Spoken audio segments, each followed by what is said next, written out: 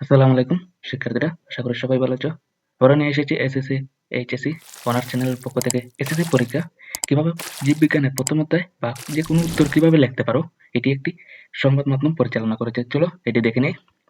তো প্রথমে চলে আসি এসএসসি পরীক্ষা। আমি কিন্তু প্রথম আলোর মধ্যে আছি।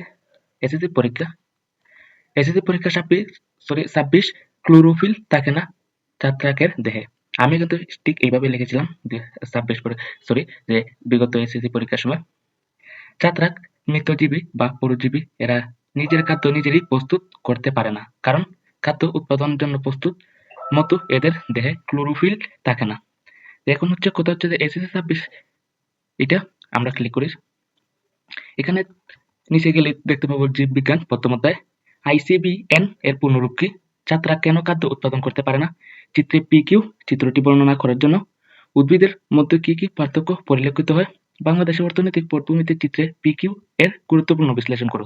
এইভাবে লিখতে পারো, প্রথম উত্তর দিতে পারো। উত্তর দিয়ে কর কর প্রথমটার উত্তর একদম যে এক লাইনে লেখার চেষ্টা করবে। যেমন আইসিবিএন এর পূর্ণরূপ কি? এটা ইন্টারন্যাশনাল কোড অফ মোটেটিক্যাল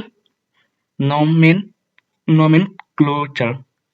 তারপরে দ্বিতীয় লিখতে পারো ছত্রাক জীবদেহে বা পরজীবী। এরা নিজেদের খাদ্য নিজে প্রস্তুত করতে পারে না, কারণ খাদ্য উৎপাদনের জন্য উদ্ভিদের মতো এদের দেহের ক্লোরোফিল থাকে না। তাই পর্যাপ্ত সূর্যের আলো এবং পানি ও কার্বন ডাই অক্সাইডের উপস্থিতি ছত্রাক খাদ্য প্রস্তুত অক্ষম। এরা খাদ্যের জন্য বিভিন্ন পচনশীল জৈব পদার্থ ও অন্যান্য জীবের উপর নির্ভর করে। তারপরে আবার নিচে গদি এইরকম লিখতে পারো। চিত্রে পি হলো স্পেরুক্রেফি স্পেরুজিরা নামক শৈবাল এবং চিত্রের কিউ হলো এগারিকাস নামক ছত্রাক। তারপরে এরকম লিখতে পারো যে নিচে এদের মধ্যে সৃজনশীলগুলো দেওয়া হলো ১ নম্বর, ২ নম্বর, ৩ নম্বর, ৪ নম্বর, ৫ নম্বর যেরকম হয়। আমি মোট ৯টা না ১০টা দিছিলাম। কতটি হয় এটা আমার সঠিক খেয়াল নাই। এখানে দিতে পারো এরা এককোষীয় বা বহুকোষীয় হতে পারে। কোষের কোষ গহ্বর আছে।